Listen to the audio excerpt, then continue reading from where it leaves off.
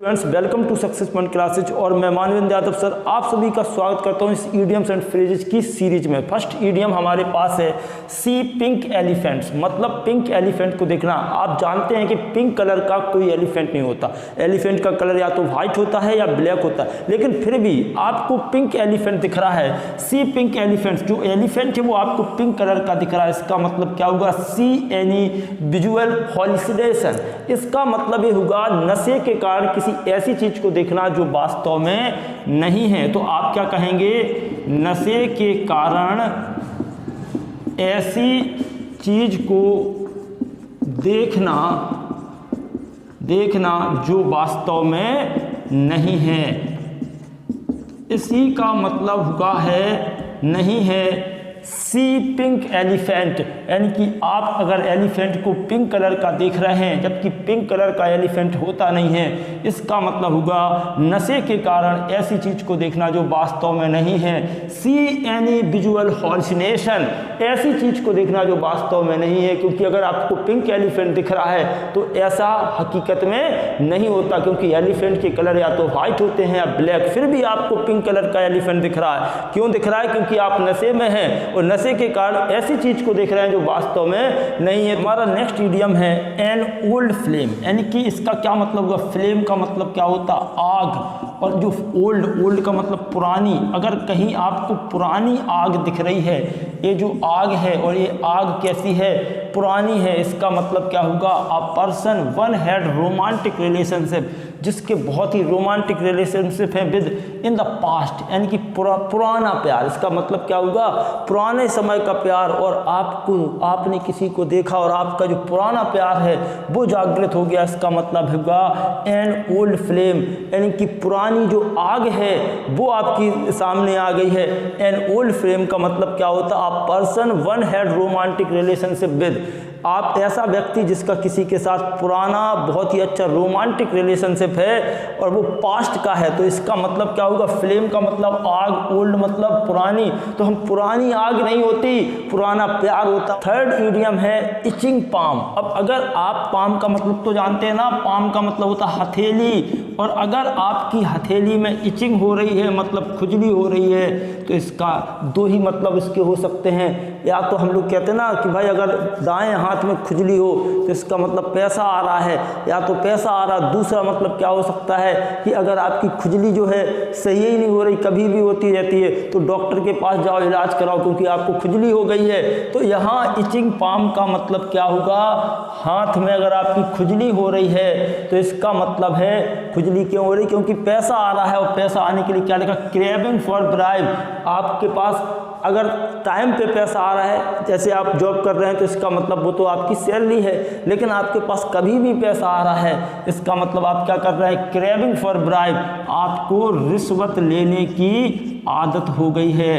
रिश्वत लेने की आदत। तो भैया जब भी आप पढ़ें इचिंग पाम, अगर आपकी दाईं हथेली में खुजली हो रही, इसका मतलब क्या है? पैसा आ रहा। और पैसा कहाँ से आ रहा? आपको रिश्वत लेने की आदत हो गई, रिश्वत का पैसा आ रहा है। क्रॉस स्वॉर्ड, क्रॉस का मतलब आप जानते हैं, स्वॉर्ड का मतलब होता है तलवार।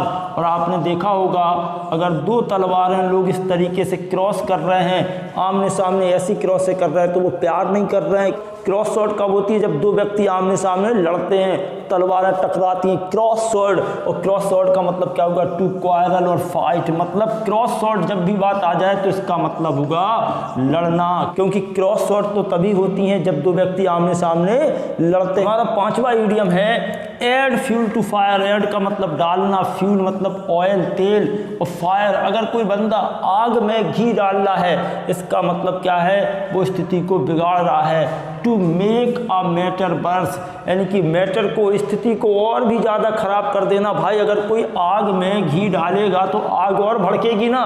तो आपने आराम से समझ लिया ऐड का मतलब है डालना, फ्यूल का मतलब आप जानते हो ऑयल, फायर मतलब आग। और आग में घी डालोगे तो स्थिति जो है वो बिगड़ेगी। ऐसे आपने लोगों को देखा होगा, सामने वाले व्यक्ति दोनों का मूड खराब है और एक बंदा आके कुछ ऐसा कह देता है इससे और भड़क जाता है। Keep one's card close to one's chest. आपने देखा होगा कीप का मतलब रखना, वंस मतलब कोई व्यक्ति, कार्ड आपने देखा पत्ते, जो ताश के पत्ते होते हैं ना, उनको हम बोलते कार्ड। क्लोज रखना, पास में रखना टू वंस चेस्ट। अगर कोई व्यक्ति, आपने देखा होगा जब ताश खेलता है तो वो अपने पत्तों को कैसे रखता है, ऐसे रखता है। इसका मतलब क्या होगा कि वो कुछ चीज़ों को छिपाने की कोशिश कर रहा है। Keep one's card close to one's chest मतलब हाइडिंग समथिंग, वो किसी चीज़ को छिपाने की कोशिश कर रहा है। और हम लोग ताश के पत्तों को क्यों छिपाते, ताकि जो हमारे सामने खिलाड़ी है वो हमारे पत्तों को देख ना पाए और हमारी चाल क्या होगी उसे पता ना हो।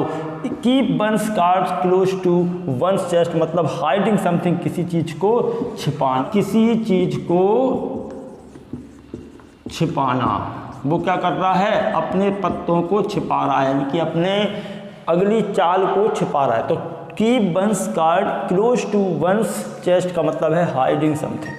Beat black and blue, beat का मतलब हम लोग जानते हैं, बीट मतलब पीटना, और ब्लैक मतलब काला, और ब्लू मतलब नीला। और आपने क्या किया, किसी बंदे को पीट पीट के नीला और काला कर दिया।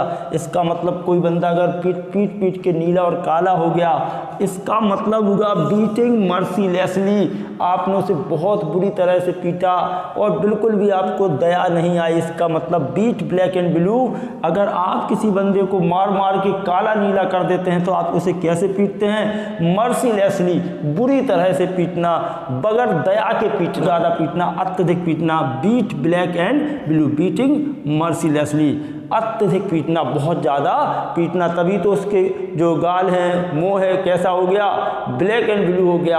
और जब अगर आप प्यार से पीटते तो ब्लैक एंड ब्लू नहीं होता। Put the cart before the horse, horse के आगे कोई गाड़ी लगाना, आपने कभी देखा इस तरीके से हॉर्स के आगे, ये हॉर्स तो नहीं लग रहा है लेकिन एक मैंने एनिमल बनाया है, तो इस हॉर्स के आगे आपने गाड़ी लगा दी है, गाड़ी रख दी है, कभी ऐसा होता है, लेकिन आप ऐसा कर रहे हैं क्यों। पुट का मतलब रखना, कार्ट गाड़ी, बिफोर मतलब पहले, सामने, हॉर्स मतलब घोड़ा, घोड़े के आगे गाड़ी लगाना। हमेशा गाड़ी को कहाँ लगाया जाता, पीछे लगाया जाता, लेकिन आप इतने समझदार व्यक्ति, आप घोड़े के आगे गाड़ी रखते हैं। इसका मतलब होगा टू डू थिंग रॉन्गली, किसी काम को गलत सिरे से करना, किसी काम को गलत ढंग से, गलत सिरे से करना। आप क्या कर रहे हैं, किसी काम को गलत सिरे से कर रहे हैं, क्योंकि आपने घोड़े के आगे गाड़ी लगा दी, और गाड़ी हमेशा घोड़े के, बैल के, सबके कहाँ लगती, पीछे लगती है। Put the cart before the horse to do thing wrongly, किसी काम को गलत सिरे से करना। आपको समझ में अच्छे से आ रहा तो वीडियो को लाइक शेयर भी कर दिया करो। आप लोगों को पता है, मैं एक बात हमेशा से कहता हूँ, चीज़ों को लॉजिकल पढ़ो, इसको तार्किकली रीजनेबल ढंग से पढ़ेंगे तो अपने आप चीज़ें तैयार होंगी, और ऐसे तैयार होंगी आप लंबे समय तक नहीं भूल सकते। जैसे सीडीएम को देखो, बिटवीन का मतलब बीच में, डेविल का मतलब शैतान या राक्षस होता है, चलो शैतान लिख लिया, शैतान या फिर राक्षस। और डीप का मतलब आप जानते हो गहरा, और सी का मतलब समुद्र। अब कोई गहरा समुद्र है, एक तरफ यहाँ समुद्र है, और इस समुद्र क्या लिखा, between the devil and deep sea, और यहाँ पर आप हैं, यहाँ पर बंदा आप हैं, और यहाँ क्या आ गया, एक बड़ा सा राक्षस है। अब आप कहाँ फंस गए हो, अगर आप यहाँ जाते हो तो इस समुद्र में गिर जाओगे, और आगे बढ़ते हो तो ये राक्षस आपको नहीं छोड़ेगा। इसका मतलब क्या हुआ, बिटवीन टू डिफिकल्ट सिचुएशन, दो गंभीर परिस्थितियों में फंसना।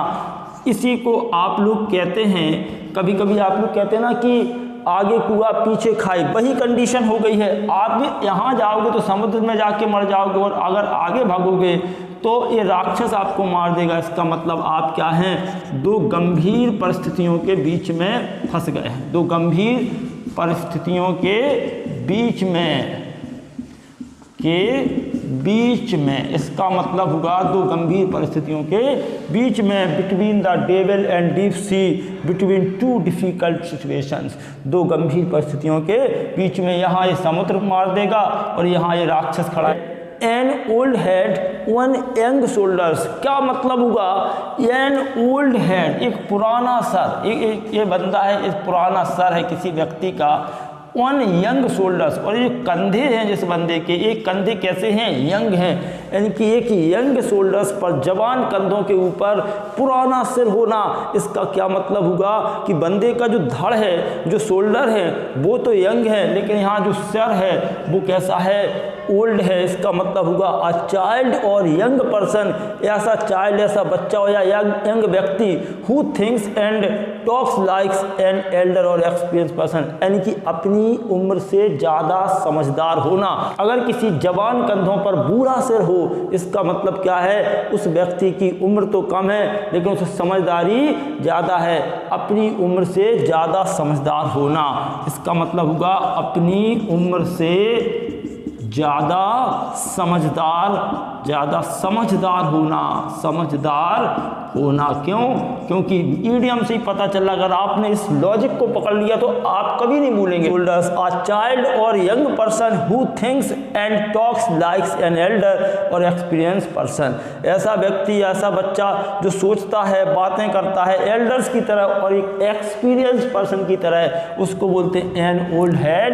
वन यंग शोल्डर्स, अपनी उम्र से ज़्यादा समझदार होना। समझ में आ रहा ना? तो वीडियो को लाइक शेयर भी करते रहिए, मुझे भी मज़ा आएगा, आपको भी मज़ा आएगा, और अपने सारे फ्रेंड्स की भी मदद कीजिए। इस सीरीज का लास्ट इडियम है गेट इनटू हॉट वाटर, और आपको नहाना है और आपको पता नहीं, आप समझते हैं बढ़िया पानी, ठंडा पानी होगा, लेकिन आप जब उसमें एंटर कर जाते तो आपको पता चलता हॉट वाटर है और आपकी पूरी बॉडी जल जाती है, झुलस जाती है। इसका मतलब क्या हुआ, गेट इनटू ट्रबल, आप किस में पड़ गए, परेशानी में पड़ गए, आपको पता नहीं था, आप गर्म पानी में चले गए। परेशानी में पड़ जाना या फंस जाना, इसको कहते हैं गेट इनटू हॉट वाटर, परेशानी में पड़ना।